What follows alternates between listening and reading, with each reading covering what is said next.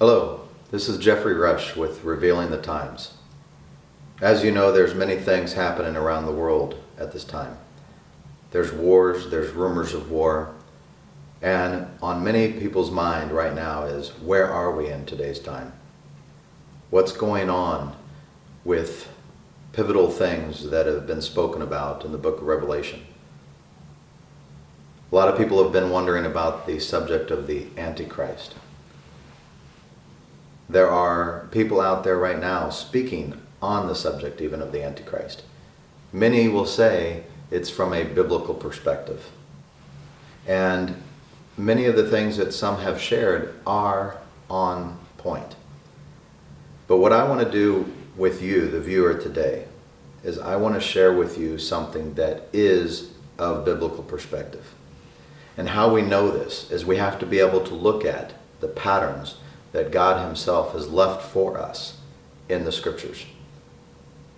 The Bible says that God is the same yesterday, today, and forever. God has left us clues as to ways to find certain things in the Scriptures. He does how he showed His Son to us from even the Old Testament Scriptures. The same way that He applies to showing us things of His Son is the same kinds of ways that He's showing us this Antichrist that's going to be coming in the future and may very well be alive among us today. What I want to show you is a couple of those patterns related to how God showed us His Son from the Old Testament Scriptures. One of them is Isaiah chapter 9, verses 6 through 7. Where it says, "For unto us a child is born, unto us a son is given, and the government will be upon his shoulder. His name will be called Wonderful, Counselor, Mighty God, Everlasting Father, Prince of Peace. Of the increase of his government and peace there will be no end. Upon the throne of David and over his kingdom, to order it and establish it with judgment and justice from that time forward, even forever. The zeal of the Lord of hosts will perform this." This is Old Testament. This was before Yeshua, before Jesus had ever been born. But yet it was spoken of in the book of Isaiah. Also, some patterns that we look at. Melchizedek. He was both priest and king. We know that Jesus Yeshua, He is both priest and king. When you look at Joseph, the favorite son of Jacob, Joseph, he was wrongfully in prison. He committed no crime. But yet what we see as we read of the accounts of what happened with Joseph, we see that later he forgave his brothers. He saved his people. Jesus Yeshua, He was wrongfully put on trial. He committed no wrong. There was no deceit in His mouth. And yet He forgave us. He has forgiven us and saved His people. Then, of course, you have the lamb, the Passover lamb. God had Moses to set up a Passover lamb to have it in the house on the 10th day of the first month. And He says to do this for all generations, from year to year at that time at Passover. To bring in the lamb on the 10th day of the first month, have it in the house for 4 days, and on the 14th day of that first month, to bring it outside of your gates and to sacrifice it at twilight at 3 p.m. This was done every year. And then we know that Jesus Yeshua, He came in, riding on the donkey, came in, and as He's in the Father's house, it's become a new day. It's the 10th day of the first month. 4 days later, He's brought outside of the gate. He's put on a cross. And at exactly 3 p.m., He says it is finished. He fulfilled it to the month, the day, and the hour. Then, of course, we know of Isaiah chapter 53. Particularly, I want to look at verse 5 and verse 9. Verse 5 of Isaiah 53 says, "But He was wounded for our transgressions. He was bruised for our iniquities. The chastisement of our peace was upon Him, and by His stripes we are healed." Then, of course, in verse 9 it says, "And they made His grave with the wicked but with the rich at his death, because he had done no violence, nor was any deceit in his mouth. This was in the book of Isaiah. We know that Jesus Yeshua, he was on the cross. He was there among the transgressors. He was there with the wicked. And he's here being crucified. But at his death, where was he buried?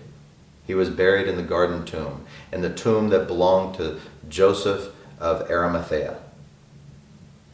Now, he's buried then at his death with the rich, among the rich. There was no deceit in his mouth. He had done no violence. All of these things that God gives us in the Old Testament, these were things pointing to Jesus, Yeshua, his son. The same patterns, the same things that we see of how God speaks to us and shows us things. He's the same yesterday, today, and forever. He's doing the same things when he's pointing to us, giving us clues, letting us know about this future Antichrist to be looking at. Now, John says that I tell you there are many antichrists that have come. And he says it's the last hour. As you know, it's the last hour. But he also says that the Antichrist, capital A Antichrist, that is the future Antichrist that will come at the end times. So what I want to do with you now is I want to share with you some of these patterns that we need to be looking at. And this is of a biblical perspective. So I pray and hope that you have open hearts, open minds, and open eyes to hear and to see what I'll be sharing with you today. The first thing we need to look at is the Antichrist. It says that he will confirm a covenant. In the book of Daniel, chapter 9, verses 26 through 27, it says, "And after the 62 weeks, Messiah shall be cut off, but not for himself. And the people of the prince who is to come shall destroy the city and the sanctuary. The end of it will be with a flood. Until the end of the war, desolations are determined. Then he shall confirm a covenant with many for 1 week." 1 week is 7 years. 1 week, 7 days, each day represents a year for 7 years. But in the middle of that week, at the midpoint, he shall bring an end to sacrifice and offering, and on the wing of abominations shall be one who makes desolate, even until the consummation, which is determined, is poured out on the desolate. So it says he will confirm a covenant. This covenant, it says he will confirm it, meaning it's a covenant that's already going to be in existence. It's going to be a covenant that's already established or set up, and he will simply confirm it. Okay? But at the midpoint, at the middle of the 7-year period, he will cause the sacrifices to cease. Why? Because he's going to declare that he's God. He's going to set himself up in a rebuilt temple and declare that he's God, exalting himself, putting him above all that is God. Now, Jesus, Yeshua, mentions in Matthew 24, verse 15 through 22, he says, "Therefore, when you see the abomination of desolation spoken of by Daniel the prophet, standing in the holy place, whoever reads, let him understand. Then let those who are in Judea flee to the mountains. Let him who is on the housetop not go down to take anything out of his house. And let him who is in the field not go back to get his clothes. But woe to those who are pregnant and to those who are nursing babies in those days. And pray that your flight may not be in the winter or on the Sabbath. For then there will be great tribulation, such as has not been since the beginning of the world until this time, nor ever shall be. And unless those days were shortened, no flesh would be saved. But for the elect's sake, those days will be shortened." Now, a lot of people have looked at this and they think that this relates to just 70 AD at the destruction of the temple. But the thing is, Jesus himself says this. He says, it will be of great tribulation. And he says, such has not been since the beginning of the world until this time. And he says, no, nor ever shall be, indicating that this is going to be the worst time known to man. Well, 70 AD was not that. It was not the worst time known to man, nor shall ever be. We know that there's something in the future, something coming in the future where it's going to be the worst time known to man. And what that is the Great Tribulation, which is the latter half of the 7-year period. That will be the time when the Antichrist will set up the beast system. He will set up a mark that no one may buy or sell. And we'll get into that in a moment. But he says this is the abomination of desolation spoken of by Daniel the prophet. Now, here's another thing, another pattern. In the book of Daniel, Daniel was speaking about someone who would be vile, who would speak blasphemies, and would bring the abomination of desolation. Okay? Now, we know in history there was one who did that. Antiochus Epiphanes. Okay? Antiochus Epiphanes was the king of Syria. He was the leader of Syria. And he set up an abomination. He sacrificed swine on an altar to Zeus, dedicating it to Zeus. And he does this, okay, in the temple. Now, the thing is, Jesus here says the abomination of desolation spoken of by Daniel the prophet, okay? Well, Daniel was hundreds of years before Jesus is speaking on this. Antiochus Epiphanes was hundreds of years. So, if Jesus is saying, when you see the abomination of desolation spoken of by Daniel the prophet standing in the holy place, he's referring to something still yet future, something that's going to happen later. We see that. In 2 Thessalonians chapter 2, verses 1 through 4, this is where Paul is saying to the people, he says, now brethren, concerning the coming of our Lord Jesus Christ and our gathering together to him. The gathering together to him is the rapture of the church. That is where we will go and we will meet him in the clouds. And he says, we ask you not to be soon shaken in mind or troubled, either by spirit or by word or by letter, as if from us, as though the day of Christ had come. He says, let no one deceive you by any means. For that day, which day? The day that we're gathered to him. He says that day will not come unless the falling away comes first, and the man of sin is revealed, the son of perdition, who opposes and exalts himself above all that is called God or that is worshipped, so that he sits as God in the temple of God, showing himself that he is God. Paul says that two things need to happen first. The falling away, that's the apostasy. We've already begun seeing the falling away. We've seen the apostasy happening, people falling away from the faith. We've seen people that claim that they are of faith, but they're doing such things, blessing certain things, that God has said is wrong, is not right. We're seeing that happening all around the world. But he says two things need to happen first. The falling away and the man of sin is revealed. Now, a lot of people think that this Antichrist will be revealed at the time when he confirms the covenant. But the thing is, if you look at this, ever since Israel became a nation in 1948, May 14th, 1948, look at all of the peace agreements that have been done. Were any of those the Antichrist? Was Bill Clinton, President Clinton, was he the Antichrist? No. Okay. Many people will not know or recognize that this one is that Antichrist until he does something specific, which is when he steps in the holy place where he ought not and he declares himself to be God. He does that at the midpoint of the tribulation period.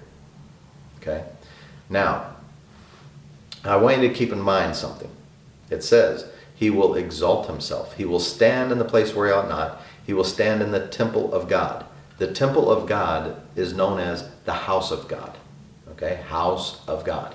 When they were building the temple in Solomon's day, that was what it was referred to as house of God. Okay? He will stand in the house of God and he will exalt himself. To exalt means to set yourself higher. He's going to set himself higher than the things of God. Okay? And I want you to pay attention to that. Also, when we look at something specific in Revelation, this is one that many people go to. Revelation 13, verses 16 through 18. It says, "He causes all, both small and great, rich and poor, free and slave, to receive a mark on their right hand or on their forehead, and that no one may buy or sell except one who has the mark, or the name of the beast, or the number of his name. Here is wisdom. Let him who has understanding calculate the number of the beast, for it is the number of a man. His number is 666. Okay? Now, what I want to show you now is these patterns. The Antichrist, it says he will confirm a covenant. Can we find something specific when we look at the covenants? God is the God of Abraham, Isaac, and Jacob. Can we find something specific when we look at it? Something hidden, or something that is right there that's been there all this time? Okay? Just like when you're looking in the book of Isaiah, and then suddenly you read upon the part of Isaiah 9, verse 6 through 7 that says, "For unto us a child is born, unto us a son is given." Just comes right there in the middle of everything, right? But we know, looking back on it, all of it was pointing to Jesus, Yeshua, our Messiah. When we read through covenants, through the God of Abraham, Isaac, and Jacob, we'll see something suddenly there that's mentioned. God's covenant with Abraham, as you know him, in Genesis chapter 15, verses 1 through 5. I won't go into the whole verses, but I want to show you this. God says to Abram in the vision, he says, "Do not be afraid, Abram. I am your shield, your exceedingly great reward." But Abram said, "Lord God, what will you give me, seeing I go childless, and the heir of my house is Eleazar of Damascus?" Did you catch that? He says, Eleazar of Damascus. In the midst of this covenant, Damascus is mentioned. Well, what is Damascus? It's the capital of Syria. Okay? So that's in the middle of that one. When we look at with Isaac, in Genesis chapter 25, verses 20, so when Isaac marries Rebekah, and it says Isaac was 40 years old when he took Rebekah as wife, the daughter of Bethuel, the Syrian, of Padan Aram, the sister of Laban, the Syrian. Right in the middle of the covenant of marriage, in the middle of that covenant, the covenant of marriage, you see that Rebekah is the daughter of Bethuel, the Syrian of Padan Aram. And we'll get into that also, the significance of this when you bring it together, Bethuel, the Syrian of Padan Aram. Another clue that we're going to look at. Then, of course, you have Jacob. When Jacob went off to find a wife, and he sees Rachel, he loves Rachel. He serves for his uncle Laban 7 years, but then he's given Leah. He's given Leah, the oldest daughter, and then after he fulfills her week, he then is given Rachel. And then he serves another 7 years. Now, what's interesting is, when you look at the book of Jeremiah, chapter 30, verses 7, it says this, "Alas, for that day is great, so that none is like it. It is the time of Jacob's trouble, but he shall be saved out of it." What did Jesus Yeshua say? He says it'll be a day none will be like it, nor shall ever be. Never be one like it. What does Jeremiah say here? There will be none that is like it this day, and it shall be a time of Jacob's trouble. Now, why does it say Jacob's trouble? Because this is indicating it's this 7-year period, which we know as the 7-year tribulation. Why does it say Jacob's trouble? Because Jacob, where was he? Where was he? He served 7 years for Rachel, but then he gets Leah, and then he serves another 7 years. It's a 7-year period of time while he's serving this time. But that's not the only thing that we're supposed to look at. We're not just to look at the timing, the 7-year periods here. We're also to look at and ask the question, where was Jacob during Jacob's trouble? Where was Jacob when he was serving the 7 years for Rachel, then gets Leah, and then serves another 7 years? Where was he? He was at his uncle Laban's house. His uncle Laban, who lives in Syria. So you see, the God of Abraham, Isaac, and Jacob. Abraham, Eleazar of Damascus, Damascus, capital of Syria. Isaac marries Rebekah. She's the daughter of Bethel, the Syrian of Padan Aram. And then Jacob, Jacob's trouble, he is at his uncle Laban's house in Syria. Every single one of them links Syria in the midst of it. What is the Antichrist going to do? He will confirm what? A covenant. Now we look back again at Daniel 9 verses 26 again. It says, after the 62 weeks, Messiah shall be cut off, but not for himself. That's at his crucifixion. The people of the prince who is to come shall destroy the city and the sanctuary. The end of it shall be with a flood. Until the end of the war, desolations are determined. Now, I've heard a lot of pastors and a lot of other scholars that will mention this when it says the people of the prince who is to come. Many will say that the prince who is to come is referring to that future final Antichrist. They are correct. That is right. However, when it says the people of the prince, this is where they miss it. They say the people of the prince, the people were of Rome, because Titus, General Titus, Rome, they were the ones who destroyed the city and the sanctuary in 70 AD, because this is what it's saying. It says they shall destroy the city and the sanctuary. That destruction happened in 70 AD. Now, Rome they were the ones that gave the order, and the leaders that were in these legions were of Rome. However, it says the people of the prince. The people. Okay? And this is where people miss it. They have to go back. They have to go back to the ancient historians who even wrote about these things, who lived during those times, and see what they said. Okay? The people who destroyed the temple and Jerusalem were not men born of Rome, but men of the Middle East, recruited for destruction. They were not Europeans. They were the people groups that lived in Syria, Eastern Turkey, Arabia, and Egypt during the 1st century. That was the people. Now, there were 4 legions that surrounded Jerusalem. 3 on the west, 1 on the east. It says the people who destroy, the people of the prince to come who would destroy the city and the sanctuary. We know that the 4 legions took part of destroying the city of Jerusalem. But it says the city and the sanctuary. There was only 1 legion that destroyed both the city and the sanctuary. And that was the legion that was camped on the east side of Jerusalem.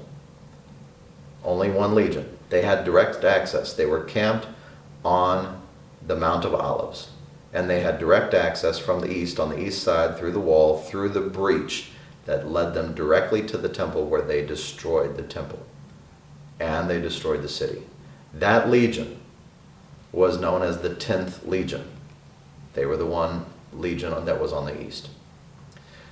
The 10th Legion was camped in a certain place, in a certain country. Now get this.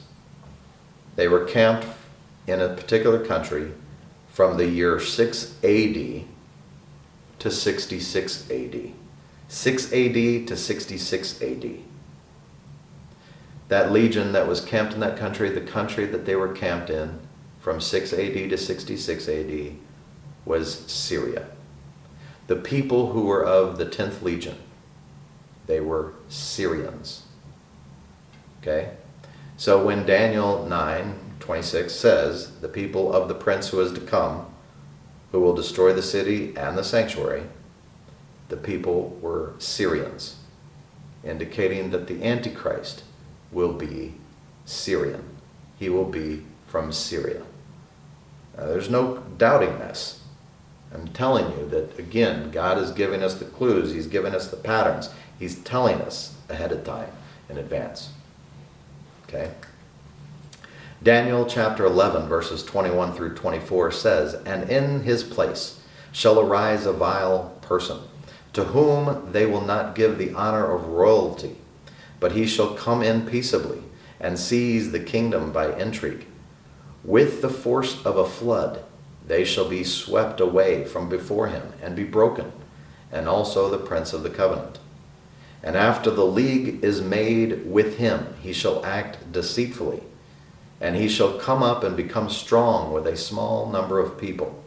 He shall enter peaceably even into the richest places of the province, and he shall do what his fathers have not done, nor his forefathers. He shall disperse among them the plunder, spoil, and riches. He shall devise his plans against the strongholds, but only for a time." Now there's something else I want you to pay attention to. You may have heard where it says, "with the force of a flood." I want you to think of the flood. Okay? The flood. When you think of the flood, you think of what? The flood of Noah. What did it say that the flood of Noah was to do? It was to destroy both man and beast. That's what it says in the book of Genesis. It says the flood of Noah was to destroy both man and beast. What does it say?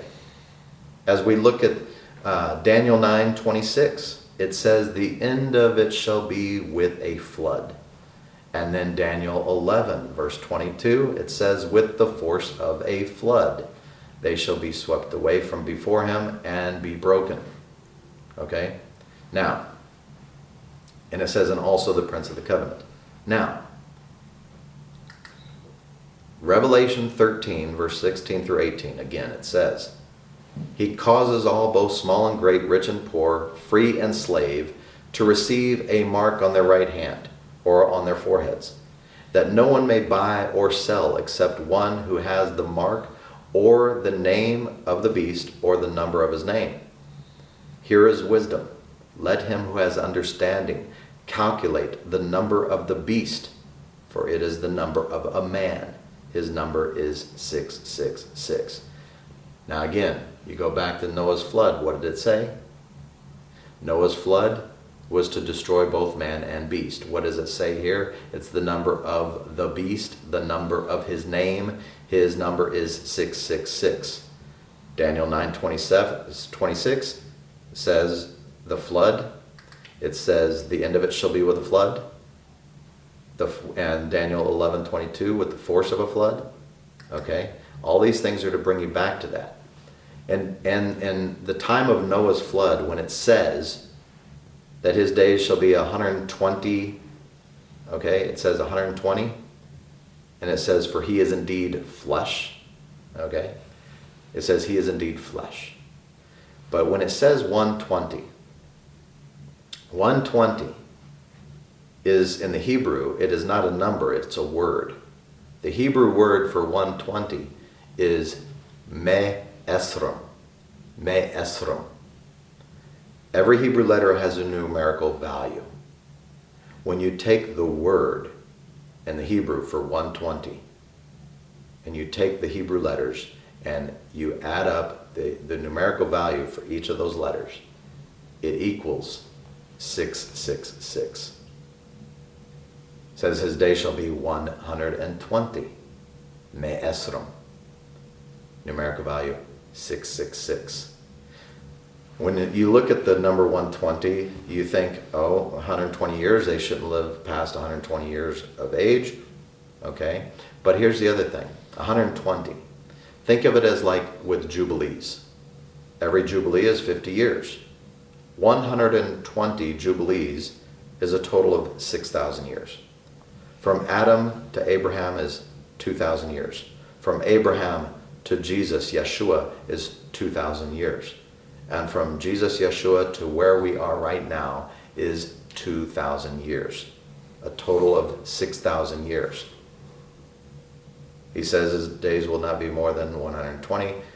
The numerical value of the Hebrew word me-esram for that word for 120 is 666, for he is indeed flesh. But I want to show you this. A lot of people have asked also, what is this mark? What is this number, this 666? Daniel tells us what it is. Now, it doesn't mean that we won't have some kind of a currency. It doesn't mean that we won't have some kind of a digital way where it has 666 associated with it. But that 666 is simply to give honor and position of this future final Antichrist, because it's going to be a system used by the devil, used by the Antichrist. But John specifically tells us what the number is. He says it's the number of his name. And in Revelation chapter 13 verses 17, it says that no one may buy or sell except one who has the mark or the name of the beast or the number of his name.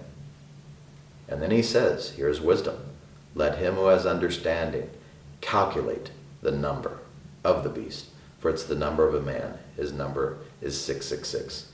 He says to calculate it. Why? John was a Jew. And again, every Hebrew letter had a numerical value. Now, I'm going to tell you this right now. John did not give this for the fun of it. He's giving us this for those of us that would be alive in today's time. Why? Because he wants us to look at the name. He wants us to calculate the name. And he's telling us it will equal 666. So we take the name. We put it in the Hebrew language. Now, I want to share with you, again, the pattern. Antiochus Epiphanes, who was he? He was the king of Syria. Daniel spoke about him. He's not mentioned by name in the book of Daniel, but that's who we know Daniel was speaking about, because we have the history, we have historical records indicating this Antiochus Epiphanes. But Jesus speaks of a future one who ends up being a part of the pattern, the shadow of this Antiochus Epiphanes. Well, when we have to look at that shadow. Antiochus Epiphanes was who? He was the king, the leader of Syria. Okay? He was not supposed to be the king of Syria, but he became the king of Syria after the death of his brother. Now, we know that there was another leader of Syria in today's time as we're living. He was not supposed to be the leader of Syria, but he became the leader of Syria because of the death of his brother. I want to show you the man's name. Bashar al-Assad. Now, Al is a title, like the word the. Al is not actually part of the name. His actual name is Bashar Hafez Assad. And when you look at it, Bashar, every Hebrew letter, the B is a bet. It has a value of 2. The A, the Aleph, has a value of 1. The Sh for Bashar, the Sh, the Shin, has a value of 300. The A, the Aleph, has a value of 1. And the R, the Resh, has a value of 200.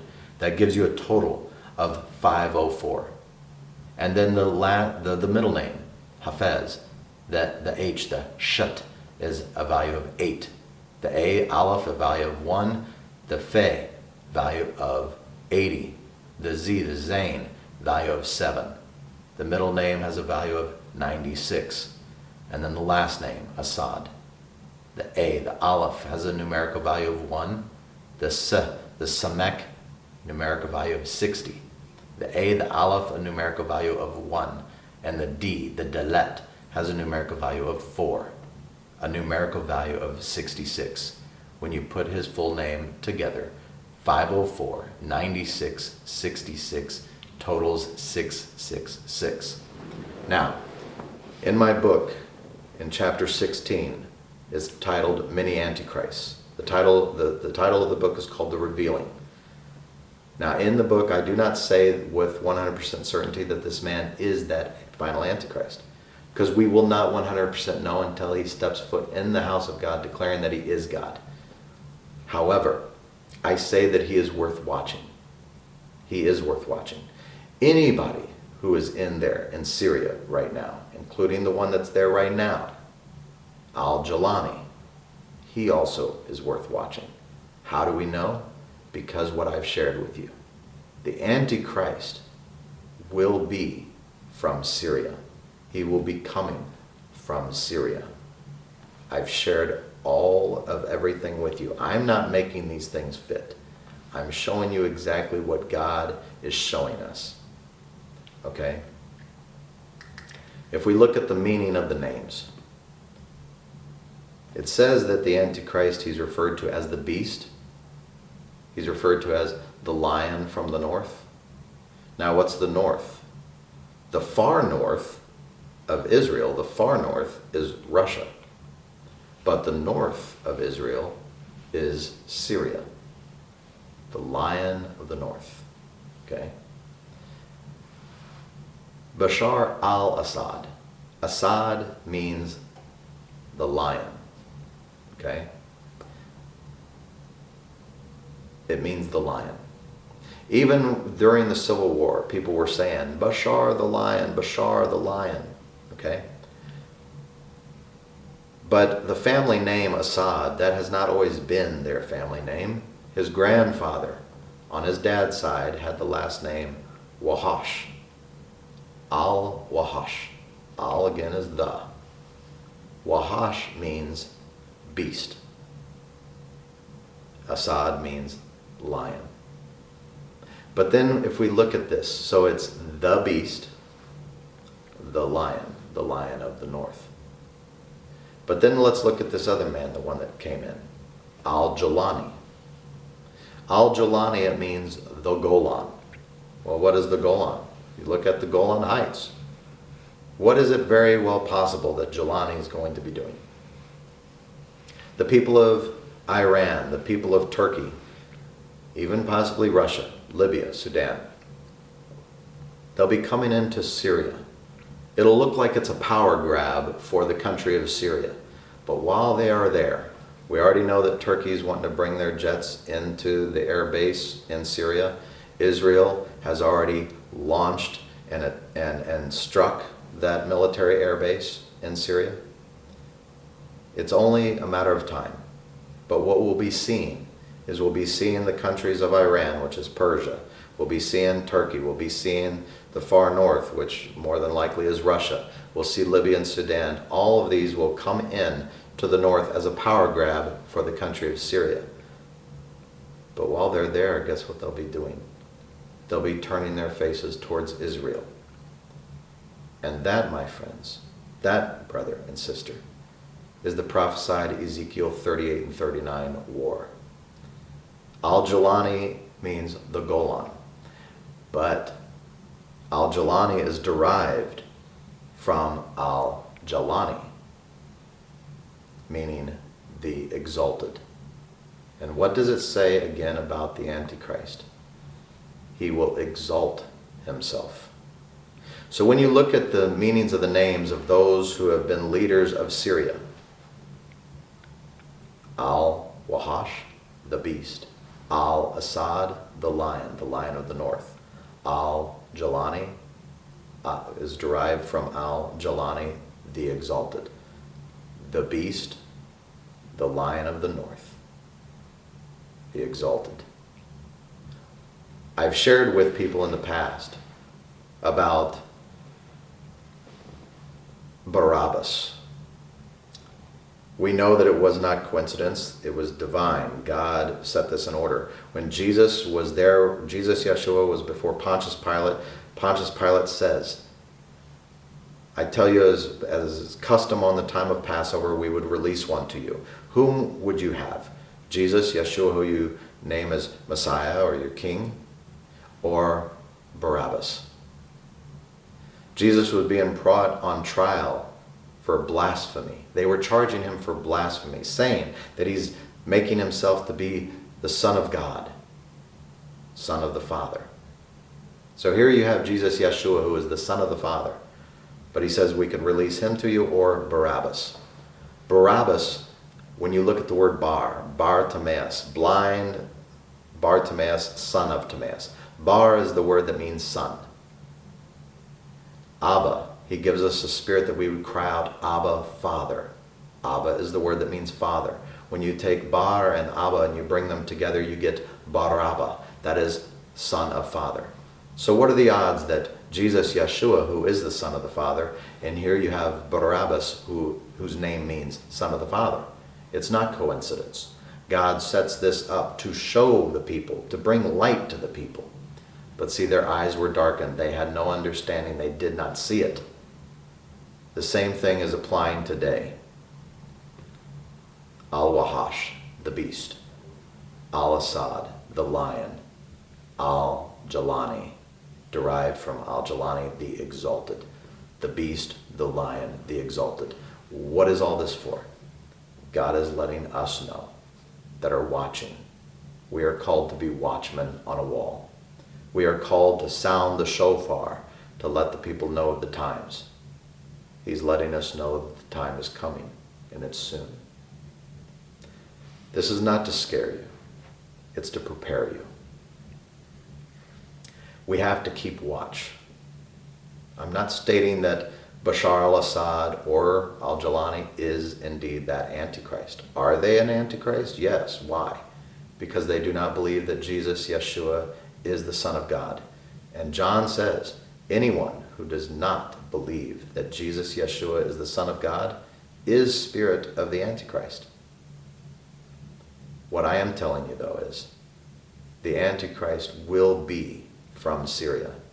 Now, going back, before I end this, back to 2 Thessalonians, where it says, he will exalt himself. He will step foot in the house of God, in the temple of God, declaring himself that he is God. And it says he exalts himself. To exalt means to set yourself higher. There's a clue of something I'm going to show you and tell you about. When you look at the fact that the Antichrist will step foot in the temple of God, exalting himself, setting himself higher, declaring himself that he is God. The temple of God is house of God. When you again look at Isaac when he marries Rebekah, it says Rebekah was of the daughter of Bethel, the Syrian of Padan Aram. Bethel, it means house of God. The Syrian, Padan Aram. Aram means high, high place.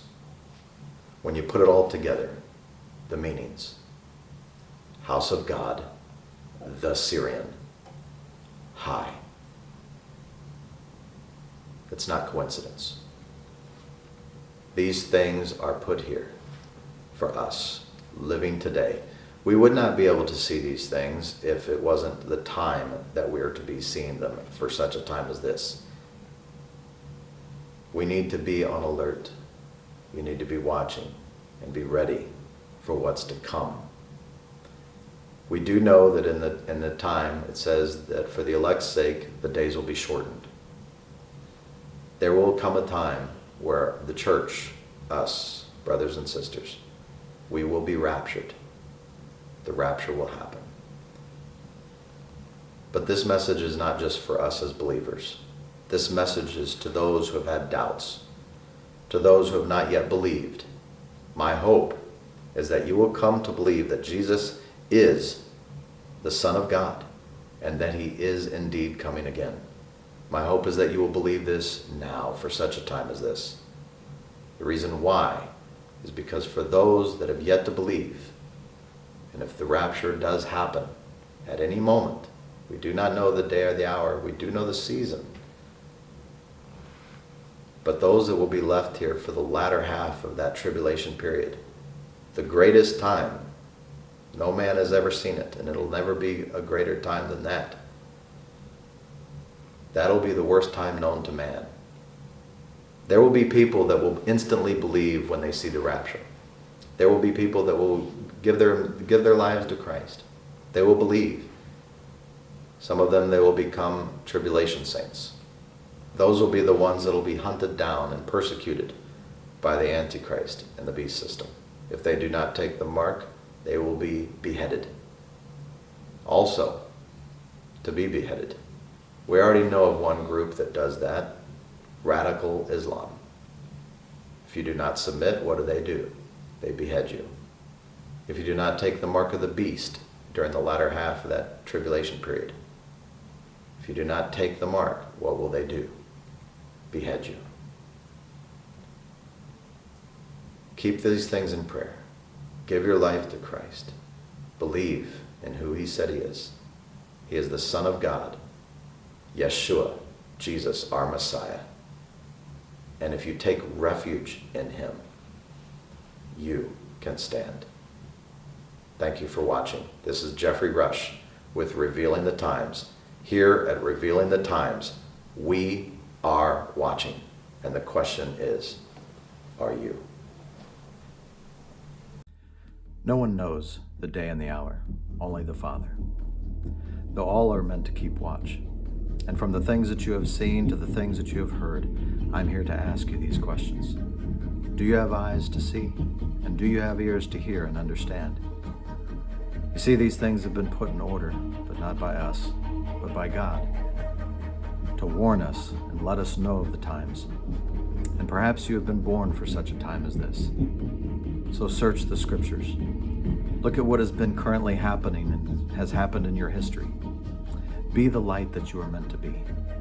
Set your light up on a lampstand so that others may see. For there is nothing hidden that will not be revealed. Here at Revealing the Times, we are watching. And the question is, are you?